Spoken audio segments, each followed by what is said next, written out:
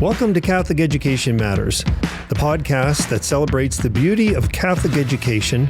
Join us as we share the stories of those making a lasting impact on Catholic education. Let's begin.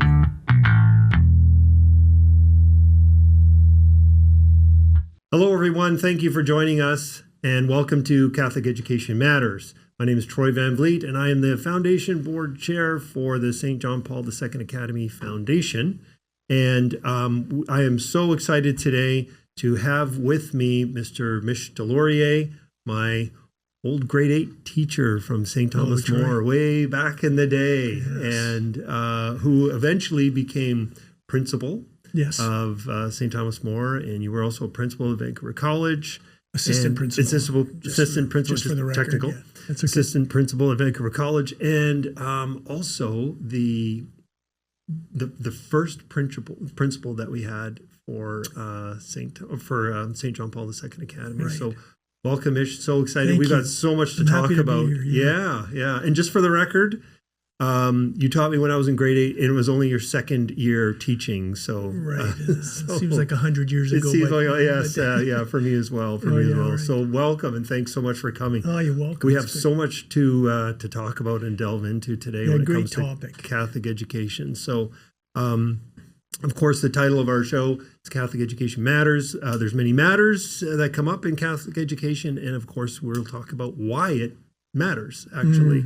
In today's society in a big way. So you've got a long history of teaching in the Catholic school system. How many years before you officially retired? 43. Yeah. Is that including your retirement years? Because you're still teaching. You're still doing some teaching. I'm doing some subbing. Yeah, I don't include those years because it's so different. Yeah. In fact, I'm thoroughly enjoying that part of it. Yeah. So take us back a little bit to the beginning. You were also, you come from a big Catholic family. I do. Yeah. How many siblings?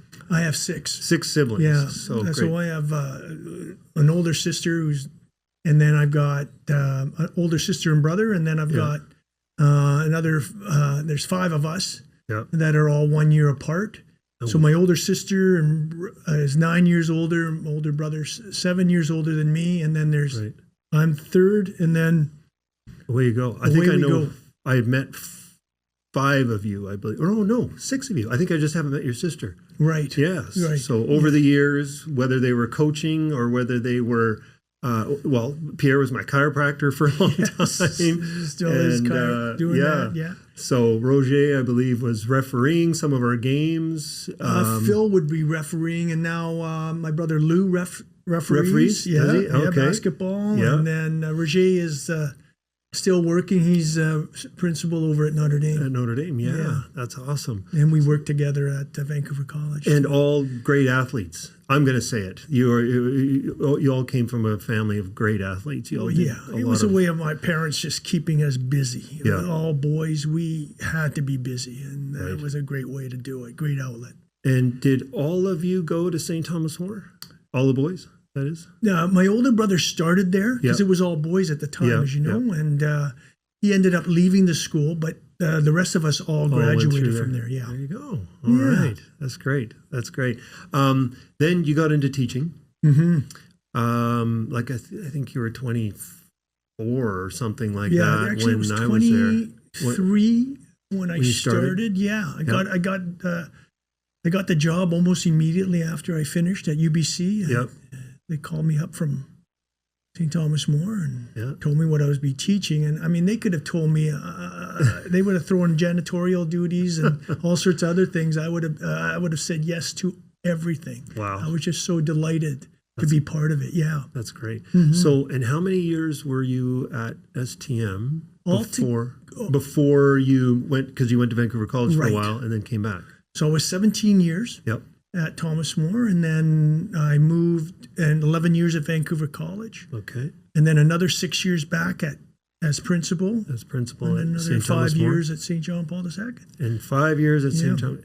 So, and that was a major, like you were leaving St. Thomas More. Oh, yeah. We were just starting SJP, and I remember talking with Archbishop Miller, saying we need to get started. We need to hire a principal for this And he's like, we were getting a little bit of pushback, saying like, well, who are you going to get for a principal? And I'm like, well, I think I might know somebody, because I had already talked to you, and and it worked out from there. And starting up a high school from scratch. Now, St. Thomas More was very established already, obviously. Mm-hmm. Vancouver College, the same, very established, and that they were founded by the Christian Brothers. Right. And then you come over to us, which we're not even a CISVA school. We're an archdiocesan school. We're affiliated with the CISVA. Yeah. And we set up a whole new corporate structure. We were basically reinventing the wheel in terms of a startup school. And but you jumped on board. And not only did you jump on board, but you jumped on board with passion. You poured yourself into what are some of the most compelling stories, I guess, in the startup? Like, because we laughed about it so often because you were the principal, you were the PE teacher, you were the bus driver, the janitor on some days, you were everything. So you'd gone from being in these big established schools to all of a sudden this little teeny startup. Right. So what can you take us back to some of that? Yeah, I still remember you coming into my office and talking about this. And I mean, I was my time at STM was coming to an end, and I was intrigued by the prospect, but I had heard about many a proposal of a new school in South Surrey, and unfortunately, for whatever reason, they didn't come to fruition. So, but I was really taken by your own excitement about this project, your wanting to move this ahead and move it ahead quickly, not just, okay, well, in a few months' time, we're going to do this. It was like, we're going to do this now. And I was taken aback by it a little bit. But, I talked to my wife, who's my biggest supporter. And she was equally as excited about this opportunity, because I was closer to retirement, Troy, than I was to the start of my career, as you know. Yeah. And I was thinking, how am I going to, what energy am I going to be able to bring to this project? But I was really delighted to hear that not only yourself, but Archbishop Miller and the superintendent at the time, Dan Morrick, were sincerely interested in me becoming that first principal. Yeah. And I recall when one of the first things we did, Troy, was we established the name for the school. And I remember us meeting here in this building with the Archbishop, and we were supposed to bring our ideas, of course. I think the Archbishop already had it in his mind what the name of the school was going to be, but we had some ideas, and I threw out Mother Teresa High School. I think you threw out Maximilian Kolbe. That was one of them. And I mean, previous to that, it was called South Surrey Catholic Secondary School. Yes, like that, yes. And then he suggested the name and recommended the name St. John Paul II Academy. Yeah. And what a name it was, and it didn't really roll off the tongue initially, right? It was quite a mouthful to kind of take in. Yeah. But I was really inspired by this modern day saint, and there was so much that he stood for. And so much information about him that it really made me excited about, again, all the things that we could do and all the decisions that we had to make with that name behind us. Yeah. It was, very exciting. Yeah. Yeah. Yeah, it was. It was. And we started with a grade 8 class first. Yep. And we actually started, it's funny, you said how quick we wanted to do it. And we actually started a year sooner than because my daughter was going to be going into grade 7, and I thought she would be the first, or going into grade 8. I thought she would be the first grade 8 class. We ended up getting it open a year earlier than we had originally planned.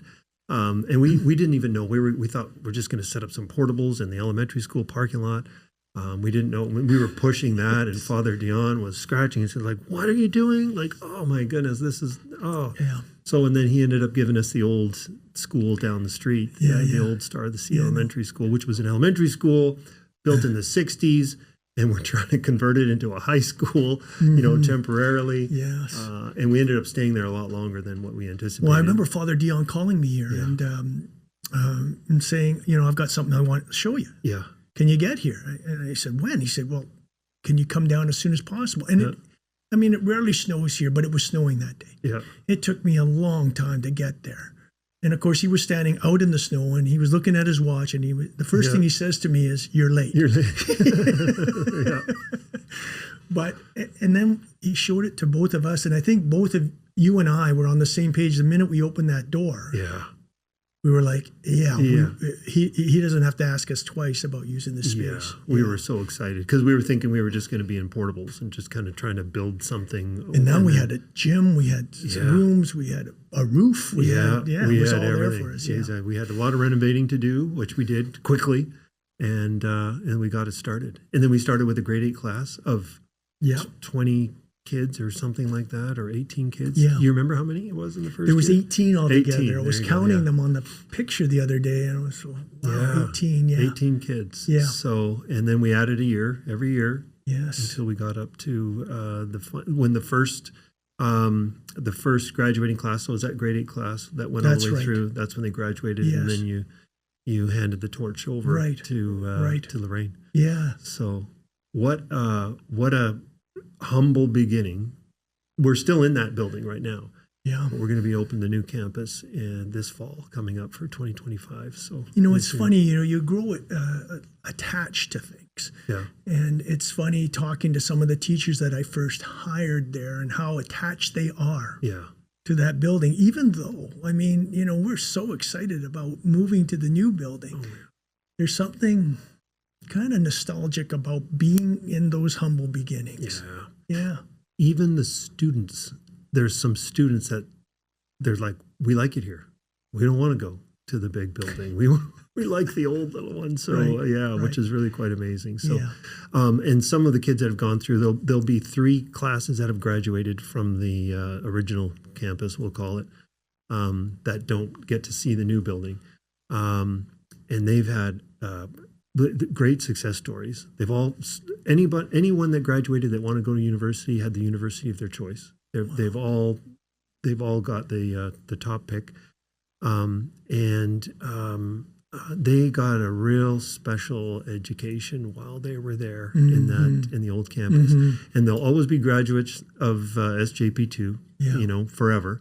And their names are going to be etched in the glass at those 3 graduating classes in the new campus, because we want them to be a part of the new campus as well going forward as alumni. Yeah. So, and we're so grateful to those first graduating classes, because, if we didn't have them, if those families didn't come and join up and say, we want to do this, we would have never had this new campus. So No, that's true. And those families and those students had to invest themselves. It wasn't just investing, just coming 9 to 3.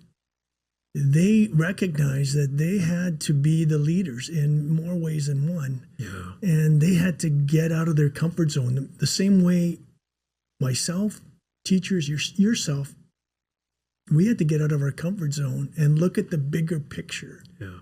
Which was sometimes hard to do. Yeah. But it's challenging. It was. It's you look at, if you're going to set up a sports program, it's like, well, then everybody has to play. Like everybody, you can't opt out, because then we don't have enough for a team. Which gave a lot of opportunities to kids that maybe would not have been athletes, and they're like, okay, I'll give it a go just because I have to, because you guys are counting on me. Yeah. And then we had some success stories with early on. Right away with athletics. That was crazy. It was crazy. Yeah. A lot of times schools have to go for a long time before they get a banner hanging in the school for a championship banner. And I think we have 9 or 10 now. It's incredible. A small little school. It's incredible. Currently 72 students. So that'll be transferring over to the new campus, and 9 banners. So it's funny watching some of the other big schools that were playing, schools with 2,000 or 2,500 students, and we had a girls volleyball team that's kicking their butt. And they're like, what is it? Who is this? St. John Paul? What is this school? I hadn't even heard of us, and we're in there tuning them up. So it's pretty fun. It is. Some of the humble beginnings that we've had have been very successful. Oh, for sure. And I mean, in a weird way, and bear with me here, it reminds me when I first decided to climb the Grouse Mountain grind. Yeah. Let's just stay with me with this for a second. There's a connection. Okay. Because, you read about it, you hear about it, you think, oh yeah, I can do that. And you don't realize how challenging it is until you're actually in the parking lot and you're about ready to start. And then you get up there and you, and I was thinking, I had planned for this. I had prepared for this. I had gone to the gym and, I was ready for it. I wasn't just a first timer. I was ready. At least I thought I was. And I started going at a good clip. Yeah. And I was determined not to stop, make it up to the top in less than an hour. I was determined. And I went. And then you get to that first sign. And I'll tell you, it was quite discouraging because the sign says, you are a quarter of the way to the top. I was sweating profusely. I had been drinking water. I was like thinking, what? I thought I was way further ahead. Yeah. And it reminded me of a quote that I said, it's not enough just to stare at the steps. You have to step up the stairs. Yeah. And this is the connection. We had to step up those stairs. Yeah. Because it was one at a time. Yeah. Every year creating a new curriculum. Every year, you know, having to hire teachers every year because you're adding a grade every year. Being evaluated every year because of that. Every year. Yeah. And then when grade 11 and grade 12 come along, then you've got to add a bunch of courses, so extra courses. That's right. That weren't part of the plan, so having to bring in different teachers for that. Yeah. So, and of course, one of a lot of those steps, as you remember, and we talk about stories, was, establishing the school uniform. Yeah. And I think you remember, we hired a bus. We all met at Star of the Sea Elementary. Yeah. And we asked kids from all sorts of ages. But in particular, we got the kids that were going to be our first grade 8s. They were still in grade 7.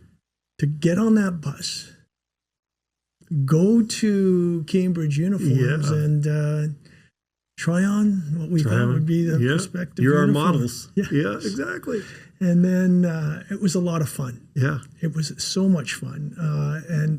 But it was, again, another step along the way. Yeah. And then we started on the school crest. We had a professional company put together all sorts of designs, and we came up with one. Yeah. And then it had that Latin phrase. You always have a Latin phrase with it, that totus tuus. Yeah. Totally yours, yours. Talked about, and that was St. John Paul II's motto. Yeah.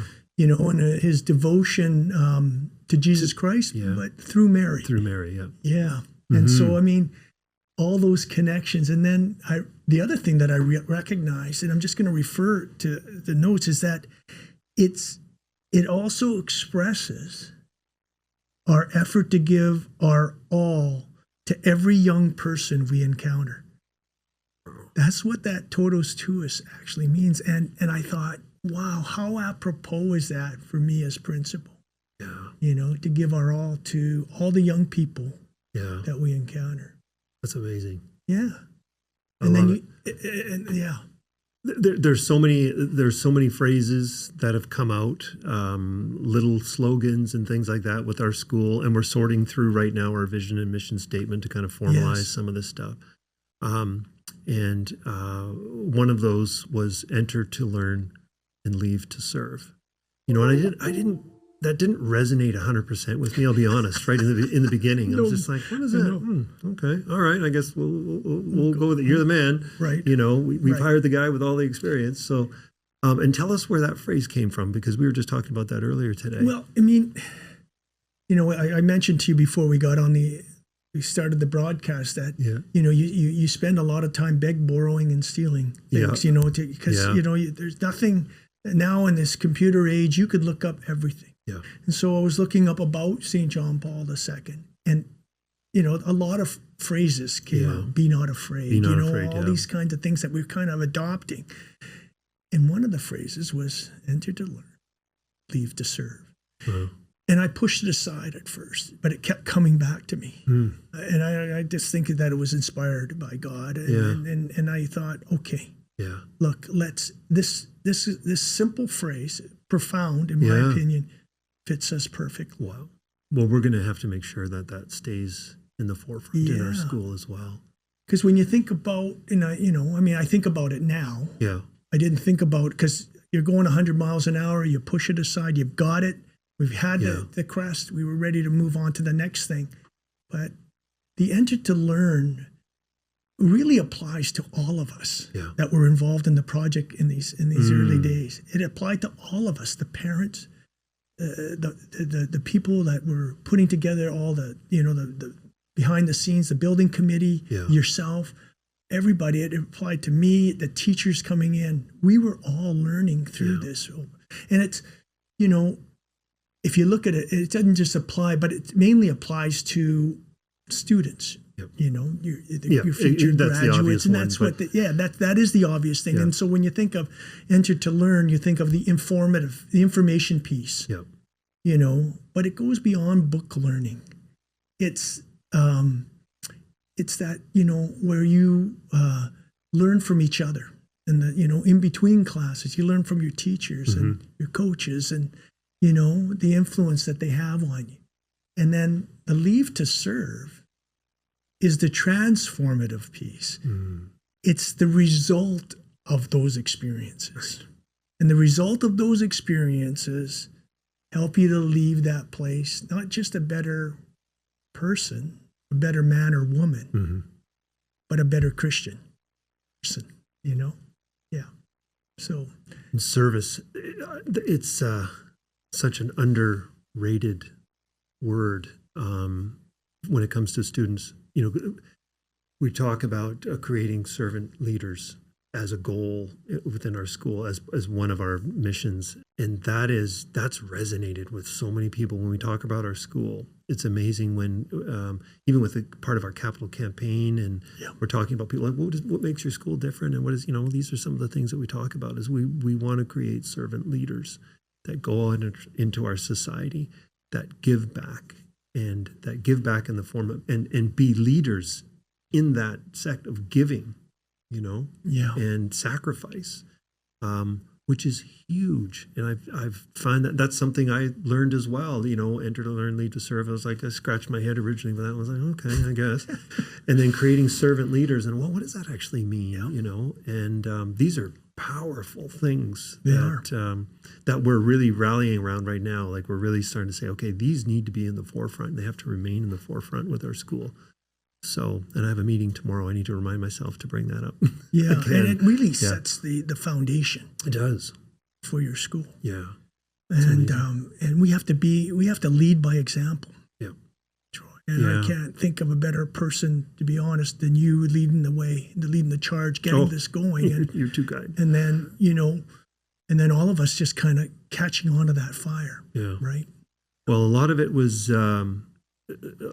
of course, I have I was driven by my youngest daughter with Down syndrome, both my daughters, I should say, but my youngest especially. Right. I really wanted a special place for her to go to school and to be able to, stay closer with a bunch of her classmates from elementary school and to be able to continue on to high school. So there was the selfish motivation on my side, but being able to give back and realize, we're building a school for 100 years.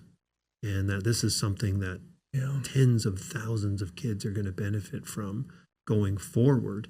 And that servant leadership is huge in terms of what we can turn out for. It's going to be, we want this school to be a true beacon of how our Catholic schools should be run and the product that it can produce. I mean, you've taught at two great Catholic schools for your entire career. Well, three, including ours. But before that, you saw, I went to one of them. It's funny, as a student, you may not appreciate it as much when you're going to school. But when you start reflecting back on that, the older I get, I'm like, wow, did I get a lot of great foundations when I was in that school. And it takes, getting older to appreciate that. But you must have, and I know that we didn't forward these kind of questions, but I've asked a few people, some of these that are involved with the Catholic school. You must have a couple of students maybe in your mind that you can think of that you helped or the school helped transform their lives. Do Do you have any that may come to mind with that? I'm putting you on the spot with this question, but you think like, okay, this person, they were going this direction. They came to our school and now they turned out and they're doing this now. Or you have any great success stories? Oh, yeah. And if we just look at SJP2, let's just look at them, for example, because there's a lot that come to mind with some of the other schools as well. But I think of a young man that came to us in his grade 8 year. He decided he didn't want to go to school anymore. He had a lot of learning difficulties. He, and because of that, he didn't have much confidence in himself. His parents they were desperate. They didn't know what to do. Yeah. They sent him, they asked about St. John Paul II Academy. They couldn't afford it. We helped him out. And I remember initially talking to him. And sometimes when you talk to a student, you got a feel for it. Well, there wasn't much feel here because he was at the point where he had it. He was only grade 8, 13 years old. And I'm thinking, wow, okay, we're going to take a flyer. Yeah, we're going to take a chance. But I told the parents, I said, we're just doing this for a few months. We're going to go to the end of June. We're going to evaluate it. We're going to see if it's a good fit. If it is, we'll continue on. If it isn't, we'll part ways. Are you okay with that? Yeah. Fine. He went all the way to the end of June. Our teachers worked really hard with him. He was a bit of a rogue, but you know what? He did enough that we said, let's keep him in September. Well, that September turned into years, and those years turned into him graduating 2 years ago with that legacy class. Wow. And that turned into him going to post-secondary, and that, it was a great feeling. Yeah. Giving him a hug and talking about how special he was, and he talked about that he wasn't sure if he was going to make it. Yeah. And now he's talking about not just making it, but doing something with his life. Wow. And then there was another young lady that graduated last year. She was a gem. She was the opposite of this young man in terms, she came into our school gung-ho with enthusiasm, excitement. She was involved in everything, but quiet, just quiet person, that. And she had recently lost her dad. And her mom was still grieving, trying to figure out what her life was going to be like. And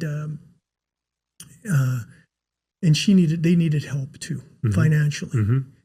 And it was a big stepping stone. She could have sent her daughter to the local public school. Yeah. But she wanted her at St. John Paul II Academy. And through the grace of God and through a lot of help and people, we were able to have her. Yeah. Well, I remember going to the graduation ceremony last year, Troy, and this girl's name came up time and time again for different awards. And just really, I was getting emotional listening to her, and how, she was so happy about what had transpired. And she still needed help to get to where she was. And she advocated for herself. She won all sorts of scholarship money. I can't believe how many scholarships she won. I know who you're talking about. Yeah. But if she didn't do that, she wouldn't be where I think she's going to Trinity Western. Trinity Western, private university. Yeah. And I think she's going into nursing. Yep. Yeah. She'll be wonderful with that program. Yeah. Those are two fantastic stories or success stories, let's call them. Their school, and there's actually many more in our school as well that I think we can attest to. Talking about bursaries, you mentioned that actually with two of those students being great success stories, and they were on a bursary. How important do you believe that is to have bursaries for a school that would normally be charging in the private sector? Yeah. Well, we have it's so important, Troy. And I think it was ironic that one of the first things we talked about when you talked to me about the financial plan of the school, I said, this has got to be a school for everyone. Yes, not just people who can afford it. Another thing that took me back that you said, I was like, oh, okay, yeah. How do we make that work? Right. Another step to climb. Yeah, exactly. And you said to me, absolutely, we're going to make that happen. Yeah. And you have kept your word to this day, and I'm really proud of that, about the monies that have been raised on this behalf, because it's so important, because we do have so many families who are in need. It's surprising, and as a principal or assistant principal and being on those committees, I heard firsthand those stories, and they're gut-wrenching, because they're gut-wrenching just from the fact that people have to talk about it. Nobody wants to talk about it. There's a lot of embarrassment. There's some shame. There's some guilt, all sorts of things associated with it. But at the end of the day, they want their child to have a Catholic education. And we're saying we do too. And we're going to do everything we can to help you. And we have. And I'm extremely proud of all of that, because I remember my own parents. If you could imagine 5 boys 1 year apart. Okay, so I'm 18, my youngest brother's 13. We're all going to Catholic school. You were all at STM at the same time? We were all just about. Just about? Were 5 of you in grade 8? At the most 4. 4, okay. And one, or we were all in Catholic school. So either we were at, a Catholic elementary school across the way, or at Thomas More. All tuition. We rented. My dad, we didn't own a home. Finances were a struggle. And if it wasn't for the generosity of the Christian brothers, we would have gone somewhere else. We would have had to go somewhere else. But they said, no, we're going to make this happen. You want to be here? We're going to make this happen.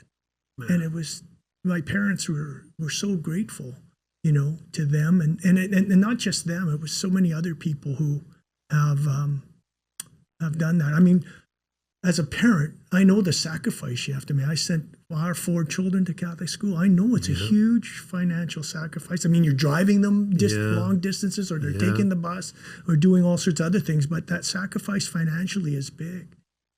But it's worth it. It's worth it. It is. It's worth every penny. I'll tell you that right now. I don't even want to think about how much money we spent on that, because that's not what's important. No, but what an investment. I mean, people have no problem investing in university for their kids. No. They think, oh, well, we got to do that. We have to pay for university. It's like, okay, well, what about those forming years? Well, in elementary, these young years, and the teens, when they're getting influenced, they're figuring out where they're, what tribe are they in, And it's so important that they're getting that great influence in those years, like so important.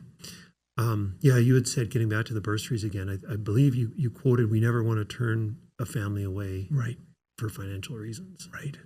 Yeah. Okay, we got to do that, and we are proud. We haven't yet. No, I think the efforts that you and your team have made to raise funds specifically for that cause, it speaks volumes about. Okay, this is a Catholic. When we talk about Catholic Education Matters, we're not just saying. Some people say, "Oh, yeah, you're just an elite group." No. We're a community. Yeah. What we did is we wanted to. I was determined to have not just a new Catholic school in terms of facilities.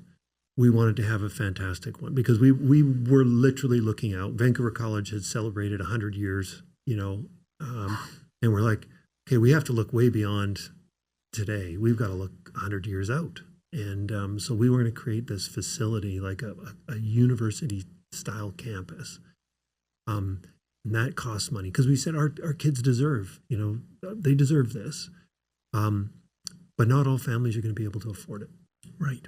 So some families will be paying full tuition. Some will have partial bursaries. Some will have full bursaries. Yeah. And so when it's something that we've stuck to, we want to continue to stick to. Awesome. In the last year, just with our 2 events, are the first Royals Ball and the first alumni golf tournament, we've combined with those 2, we've raised $250,000 for bursaries in the name of our bursaries. Incredible. Yeah. So that's incredible. That is something that we're going to take pride in going forward. And we've started also with an endowment. Thank you. Yes. So we've started that in the name of Ken Prout, who sadly passed away. Yes. He was one of our founding board members for the foundation as well. So in his name, we started this endowment, and we've got some monies going into it. So all of the money that we raise in the future for the bursaries, 10% of it's going to go into that endowment, which will never get Nice. touched. So that can build and build and build over the years. And then that interest will then Right. be able to be used for bursaries as well going forward. So, because as we know, the Catholic Church has been in history the largest charity on the planet, the largest charity on the planet. So when families come to us and they want to go to St. John Paul II Academy and they can't afford to, we want to be able to say, if they've met the criteria that they get That's interviewed. right. Yes, we want your son or daughter to come, and we'll help you out financially as well if need be. Right. So Yeah. we're so proud of that. So proud of and you know what? We have you to thank for that, because it's not something that I would have thought of. I'm not a school builder. Right. I'm not an educator. Yeah. I'm a parent, a motivated parent. And so with the guidance of people such as yourself, we're like, this is what we got to do. And Yeah. absolutely. I mean, but, and that's just, I talked about my own family needing help. Yeah. I talked about, the schools I was at previous to St. John Paul II. That was huge. Yeah. And the monies that they set aside and raised was utilized, every penny of it. Yeah. It's one of those things. It does cost money to run these schools. It does. We get very limited. We get zero government funding for the infrastructure, for the buildings That's or anything right. like that. We don't get anything. And we get 50% for education of funding, and then the rest all has to come from us, from tuition and what have you. And that's why there's tuitions in there. So, but it's been a great journey getting the school set up. It's still a long ways to go. It's fantastic. And of course you'll have to be a part of our great grand opening next year. Yeah, for sure. I can't wait. I've said this to many, that I can't wait to have our first open house in our new building, because families are going to be so excited when they come in there to see that. Because just touring families, you've been through a tour through the new campus, although it's not finished. You'll have to come back again, because it's that much further along. It's a lot of wow factor in this campus.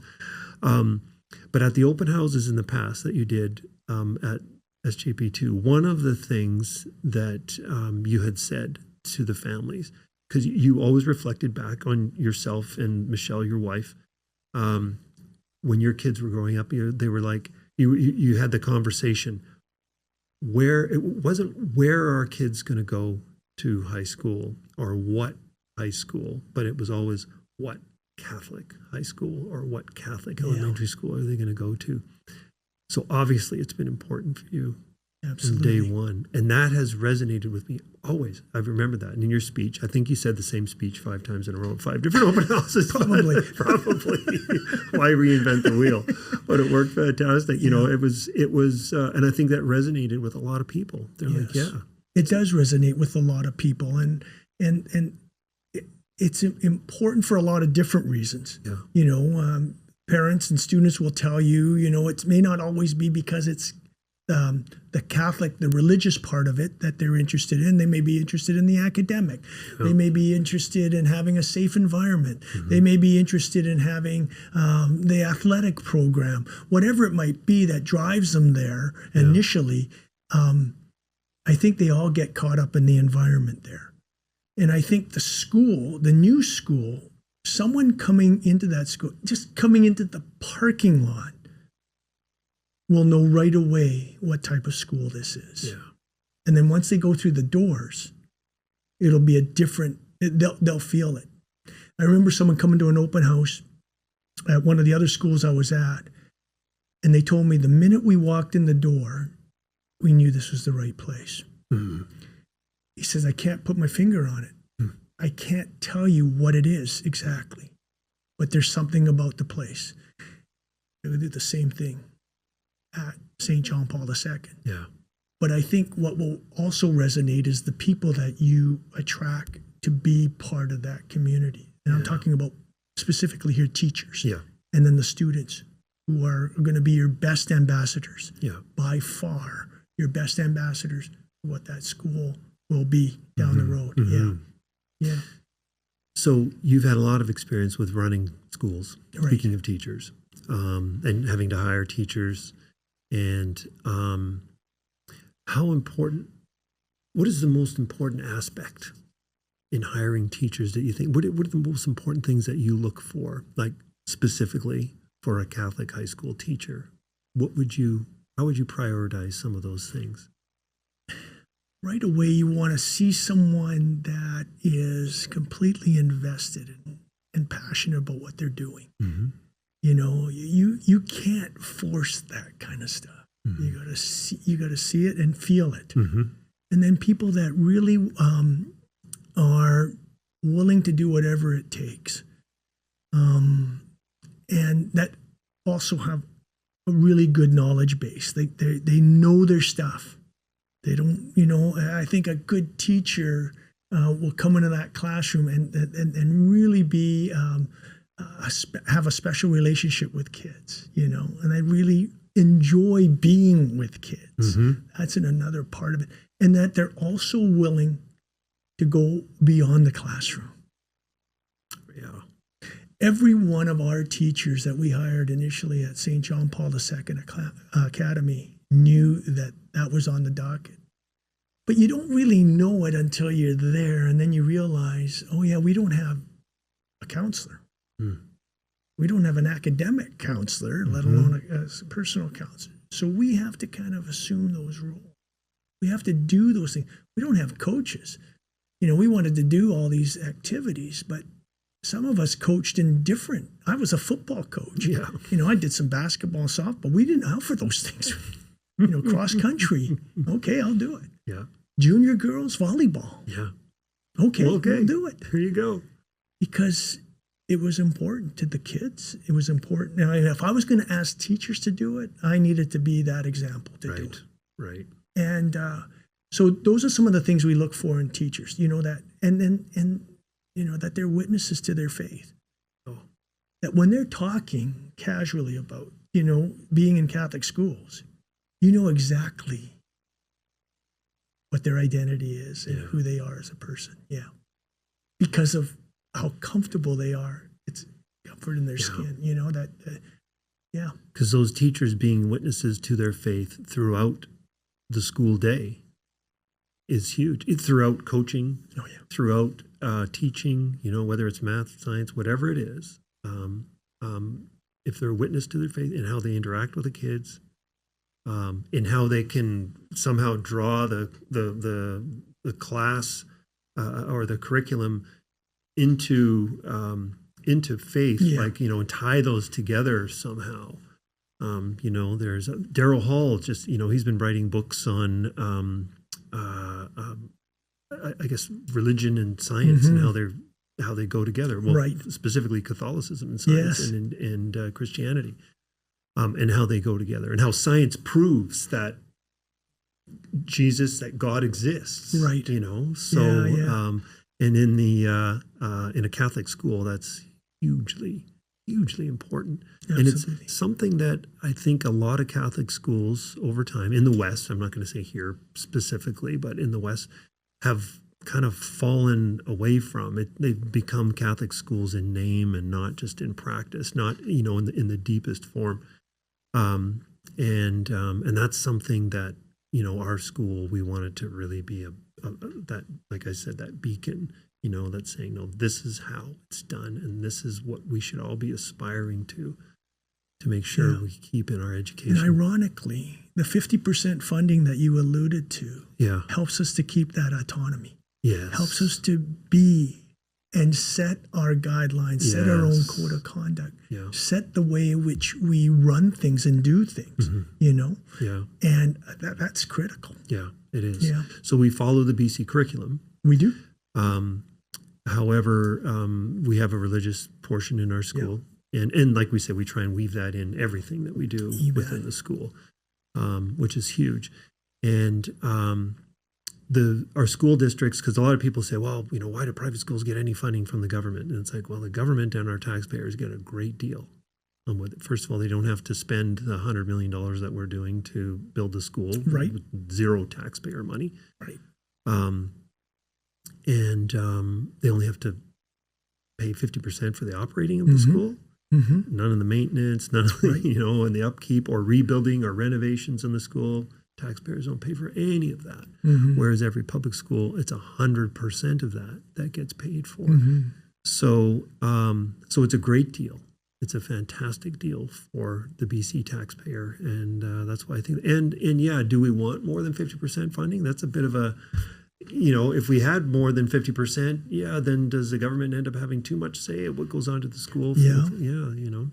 Ontario's facing that right now, or Alberta's facing dilemma. That right now. Yeah, it's really difficult. And who you can hire, who you can accept into the school, how you go about doing things. Yeah, right. So hiring faith-based teachers is a huge thing. You have to have. And this is not to say that non-faith-based teachers don't fit in well with the community either, or non-faith-based families don't fit in. Yeah, because they're all welcome. Yeah, exactly.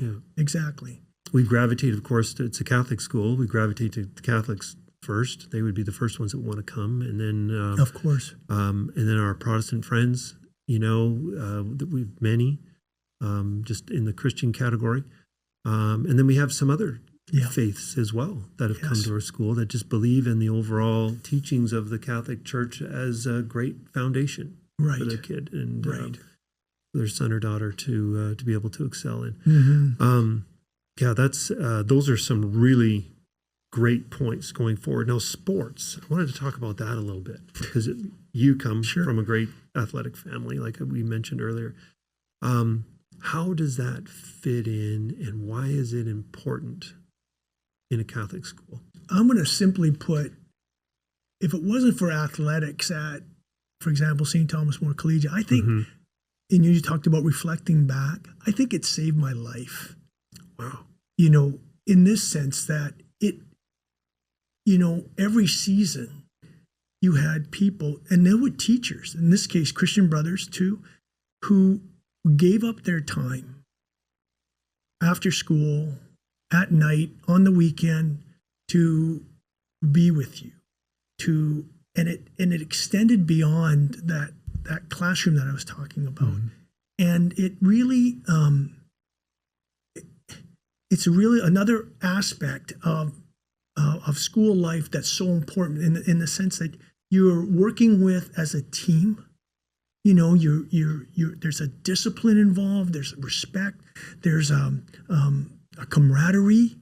Some of your best memories come from not what you did in the classroom, but what you did outside the classroom. And those relationships stay with you forever in so many ways. Sometimes just in memory, but sometimes in the people that you know.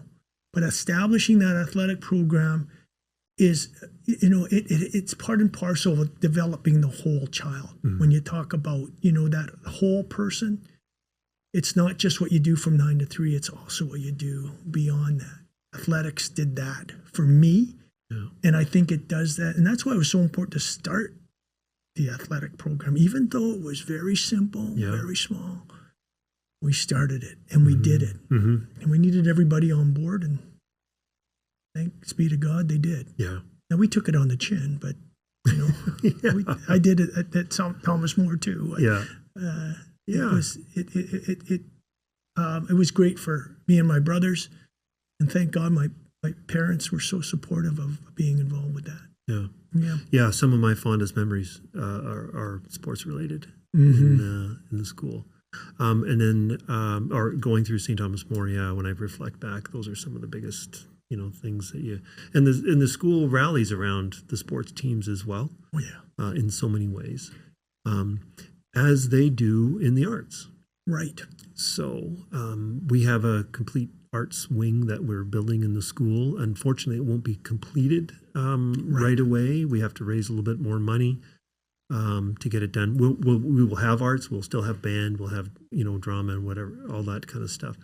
But we have the future in our school with the arts is huge. So we're building a theater for, I think, 350 seats, and a big band room, big choral room. That's choir. That's something new I learned, a choral room. Anyway. Yes. And the green room off of the arts, off of the big theater, and the big theater set production area. We've got so anyway. So that's another wing that we have to finish. It's built, but we have to finish the interior off. So we got to raise a little bit more money for that. But the arts, a big part as well. Do you put that in the same category as the athletics? 110%. 110%. And I can't sing with a lick. I like to sing loud at church, much to my own children's chagrin at the time. But the arts are so important because, again, it delves into another talent base, not a separate base because you have overlap. Okay, yeah. I remember one of the productions we put in at Vancouver College was Joseph and the Technicolor Dreamcoat. Yeah.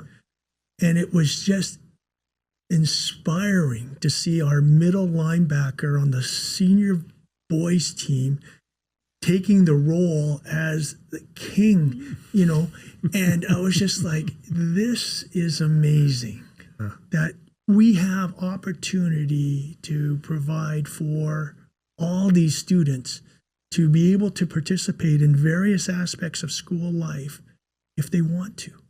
And my own daughters are products of the arts program.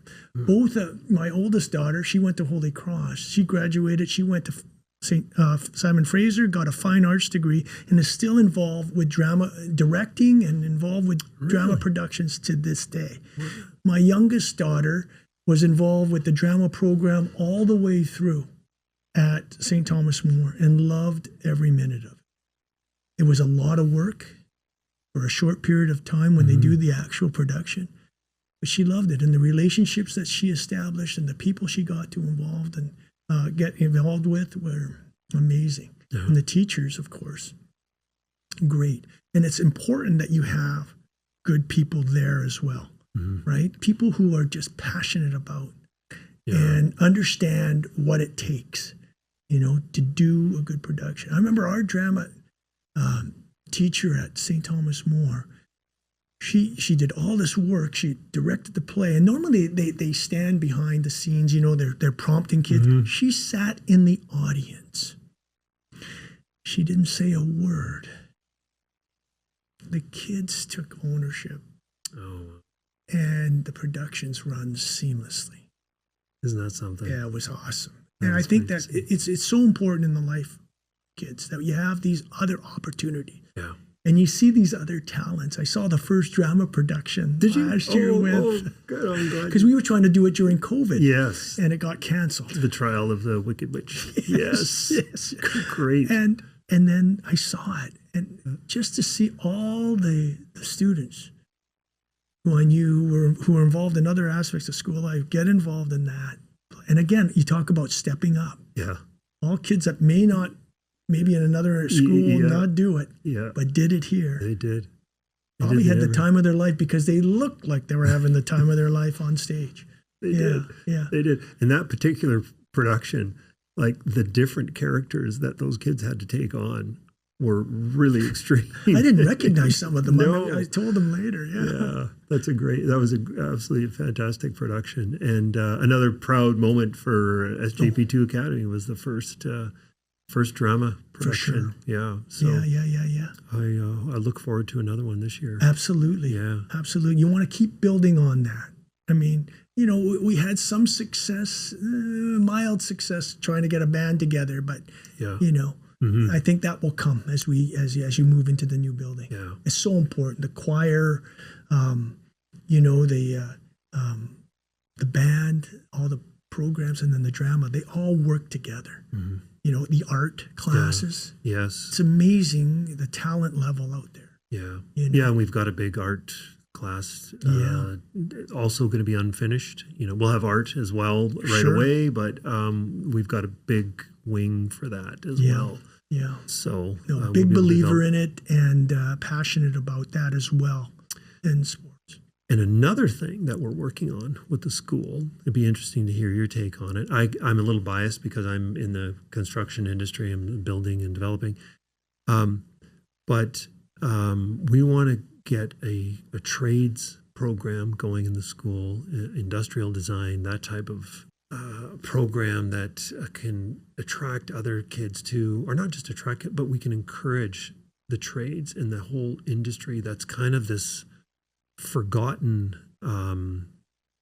part of a career that which we need. We are in desperate need of tradespeople, good tradespeople. Whether you want to be a plumber, electrician, a framer, a welder, a mechanical contractor, or a rebar company. A friend of mine, he owns a rebar company. I asked him the other day, what do you pay to get started? I think a guy without any education, anything, I think they get $25 an hour. And I think minimum wage is $15 or $17 an hour here, or something like that. So they get $25 an hour right out of the gate. Most kids don't even know these jobs exist at all. Let alone they apply for it. And I also asked him, I said, so in your company, how long, when would you get your first raise? Like, how do so they can earn a raise really quickly without any education even whatsoever. And then they can actually start running a team and get $40 to $50 an hour within this organization. And then if you become a detailer and work in the office, you can get $150,000 a year up to, and these are really great paying jobs that our kids don't know exist. Right. And it's crazy. Now, I'm all for post-secondary education. I'm especially for it when there's a goal at the end of it. It's like, I would like to be this, or I'd like to be that, or what have you. Sure. But we need more introductions into the trades. This particular friend of mine, he started this rebar company out of the back of his truck. Him and his partner, and they were working and having fun on the weekends and tying rebar during the week, and they worked hard. Yeah, and they ended up buying other small companies to build up their company. They are like a $500 million company today. They're huge. They've got well over 300 employees. In what they do. And once again, people don't know these jobs exist. Right. And we need leaders in those industries. This school is being built not by robots, by people there on site. When you see this impressive campus and you see how many hundreds of people are employed just to build that school. Yes. And then all of the consultants that we have. Yeah. So that's another aspect of our school that we're hoping to get going sooner than later, to get some introductions to the trades, Yeah, that's great. Yeah. Yeah, because, schools, high schools, I think some of them initially had those programs in their schools, but because space was limited for various classrooms and these kinds of things, some of those got put aside and then never recovered again. Yeah. Fortunately, like at Thomas More, we always had woodworking. Yeah. When I was there, they had mechanics too. They've had mechanics. They've had like auto mechanics and all those kinds of things. Those things have been, unfortunately, put away, but they still have the woodworking. Yeah. And the teacher that did it just recently retired, but they've invested in getting someone for that program. Yeah. And robotics and coding and all those kinds of things maybe not necessarily fit into that same category, but that's an interest, certainly a huge interest for kids. Yes, and we do have the robotics, of course. Yes, we've got that. It's like when the tech age came, like all of these trades kind of started just to fall to the wayside. And we need to bring that back because we're importing people just for these jobs. So well, one of our recent graduates with the legacy class just told me at that gala that he's got his license to be a plumber. Yeah, isn't that great? Yeah, it was awesome. That's great. Yeah. And once again, these are high-paying jobs. And you can be a plumber and eventually have your own company if you want, and hire other plumbers and. So you can be a contractor. So there's so many facets. Yeah, we want to definitely promote that. That's part of that whole person. Yes. And within that whole person, there's the faith side, the spiritual side, which, Pope John Paul, now St. John Paul, spoke of and talked about all the time. And I'm proud to say that in our new campus, we've got the largest chapel, which I've just got numbers back that will be able to fit over 150 people into our chapel. Yeah. Great. So an entire grade level will be able to have Mass in there. Yes. And it's right in the center of the school, where you can see the chapel from everywhere. So I think everybody coming to visit our school will know what we're all about. Absolutely. Yeah. Absolutely. That's great. And we want to keep that in the forefront. I think that was great insight and great decision making in terms of how the overall planning of the school, you know? Yeah. Absolutely. That's great. Yeah. Mish, do you have anything else that you want to share? Any more words of wisdom as we continue on? Wow. With St. John Paul II Academy? Now you're really putting me on the spot. Yes, I am putting you on the spot. If the answer is no, then that's okay. That's fine. No, I think that from the get-go, you think about, you have your dream. This is what you want. You talked about who you were inspired by, your own daughters. And in some ways, you think about, well, you already had a daughter now that's graduated. Yep. And your hope was that she was graduating from that new building. There were a lot of parents that we tried to, we thought that new building was going to be there sooner rather than later. Yeah. And, but we persevered. We showed a lot of grit, you particularly yourselves. I mean, and determination. And, when I think about the legacy awards that we give out every year, a lot of them center around those types of words. Yeah. Perseverance, leadership, grit, respect. And I mean, I haven't been in the schools I've been in before were all about different types of awards. We're kind of look at the person, and how important that person, especially as we go forward, how important these people are in setting the tone, foundation for the new school. Yeah. That's great. Yeah. That's awesome. Now I'll look at those awards going forward in a better light as well. Yeah, they're important. Yeah. All right. Mish, I want to say thank you. Thank you for coming out today, but also thank you for everything you've done for St. John Paul II Academy. It was a big leap of faith, as you always said in the very beginning, jumping in with both feet and making the school successful right out of the gate. Yeah. And I think we're going to continue to see the fruits of your early labors. Oh, thank you. In the school going forward as well. So, and you're always welcome. No, I always feel welcome. So that's a tremendous feeling. That's great. Yeah. That's great. So we're looking forward to the opening ceremonies of right St. John Paul II Academy's new campus. Yeah. It's coming quick. It is. It'll be here before you know it. Yeah. Yeah. Thanks so much. You're welcome, Mish. Troy. It was my pleasure. Absolutely. Okay. Thanks you everybody for joining us today, and be sure to like and subscribe to us so that you make sure you don't miss any future and upcoming podcasts that will be. We've got some great people that we're going to be interviewing going forward. Thank you. Thank you for listening to Catholic Education Matters. If you enjoyed this episode, please follow the podcast on your favorite listening platform, rate it, and also leave a review. Don't forget to share this episode with your friends and family to help spread the word about the impact of Catholic education. Be sure to listen again.